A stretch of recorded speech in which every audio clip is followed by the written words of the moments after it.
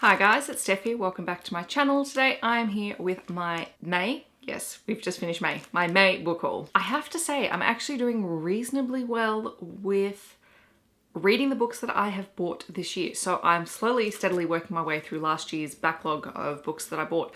But I have still read 60% of the books that I've bought this year, which actually makes me happy because that's a better ratio so far than last year.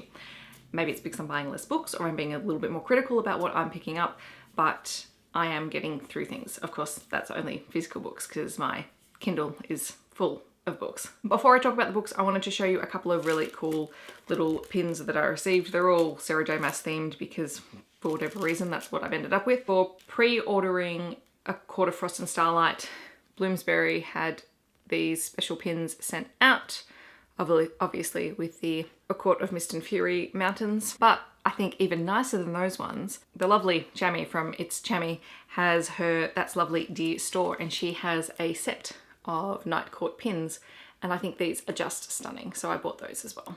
Okay, I've got a whole stack of books beside me over here that you can partially see, but let's get into sharing. So this month from Allen & Unwin, I received 3 books. The first one being Into the Night by Sarah Bailey. This is the follow-up book to The Dark Lake, which I read last year, and I'm very excited to be reading this hopefully in the next week or so. I also received 2 children's picture books this month. The first one being Monsters by Anna Feinberg and illustrated by Kim Gamble and Stephen Axelson.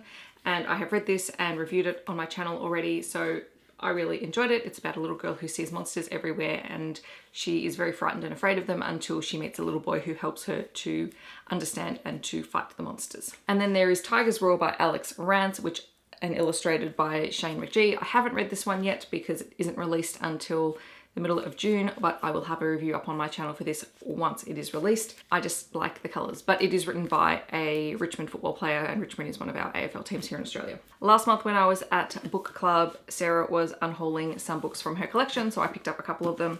The first one being Piglets by Clementine Bouvard. I don't know how to, I'm butchering last names, but I picked this up because I know that Amanda from Cook Read Create really loves it, and I thought I would read it for myself. I also picked up Marsh and Me by Martine Murray. This book is shortlisted for the CBCA Awards this year, so I thought it was a good opportunity to read it. And because it was there, I picked up The Empress by S.J. Kincaid, which is the second book to the Diabolic series. I did really enjoy the Diabolic, so why not? I wasn't going to continue the series just because there's other things that I wanted to read, but it was there and I thought, well, might as well read it now. Next are the books that I purchased. I have already read 5 of them, and there are 3. There are 3 that I haven't read. I'm already doing well for reading through the books that I bought this month. I'm not going to finish the other 3 before the end of the month, but you know what? Still better than nothing.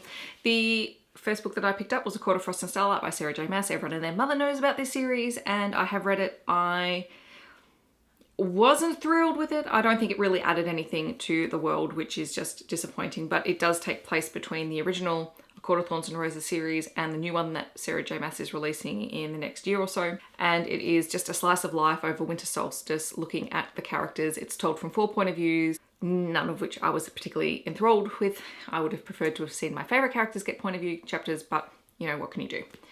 Still, if you like your sort of just snapshots and your side stories, it's a novella, not a short story, but it might be up your alley if you're a really big fan of the series. Then I read I Was Born for This by Alice Oseman. This was the YA Rooms May book of the month.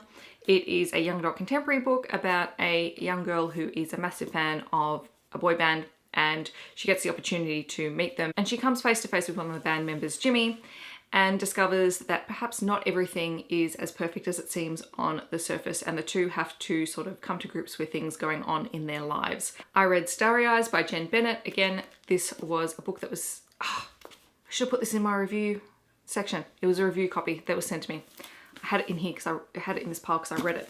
It's a review copy, and it is a young adult contemporary book, coming of age story about 2 former best friends turned enemies who get stuck in the woods together and have to make it out, basically, without killing one another. Really love this. Lots of great discussion around family problems, around how to overcome differences and how to forgive one another. Warning for parents, there is a bit of sexual content in this, so either read it beforehand or just be wary about it going into it. I read Lifelike by Jay Kristoff. This is his new young adult series, and it is sort of a sci-fi dystopian book about a young girl who discover a lifelike, a humanoid looking android that can think for itself. They find themselves on a bit of an adventure, and the tagline on the front says it's Romeo and Juliet meets Mad Max meets X-Men with a little bit of Blade Runner cheering from the sidelines, and that's pretty much an apt description of it. A little bit predictable, but overall I did enjoy it. I also picked up Only Human by Sylvain Neuvel, and I've already read and reviewed and raved about this book. It is the third book in the Themis file, so I can't talk too much about the plotline, but I absolutely enjoy this series to no end. This one has been tabbed to hell because that's how much I enjoyed it. And now we come to the 3 books that I bought but haven't read yet. The first one is the Star Wars Last Shot. Very much looking forward to doing this. I've got a few Star Wars books now sitting on my backlog TBR, so I might just pile them up and start getting through them as soon as I can. I also purchased The Price Guide to the Occult by Leslie Walton. I don't actually know anything about this book aside from the fact that it is stunning to look at and it's gorgeous and buttery and aesthetics. But I know that it's written by Leslie Walton, who wrote The Strange and Beautiful Sorrows of Ava Lavender, I believe, which I haven't read, but I've heard good things about. And I know that this is magical realism, and I really like my young adult magical realism books. So I thought I would give this one a shot. And then finally, I picked up Circe by Madeline Miller.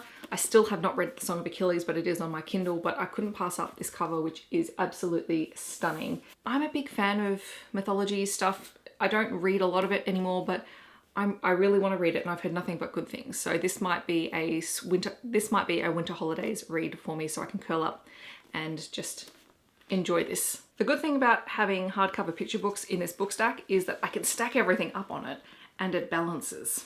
So these are all the books that I acquired in May. It's gonna sit here like this. In the comments below, let me know if you have read any of these books and what your thoughts were on them.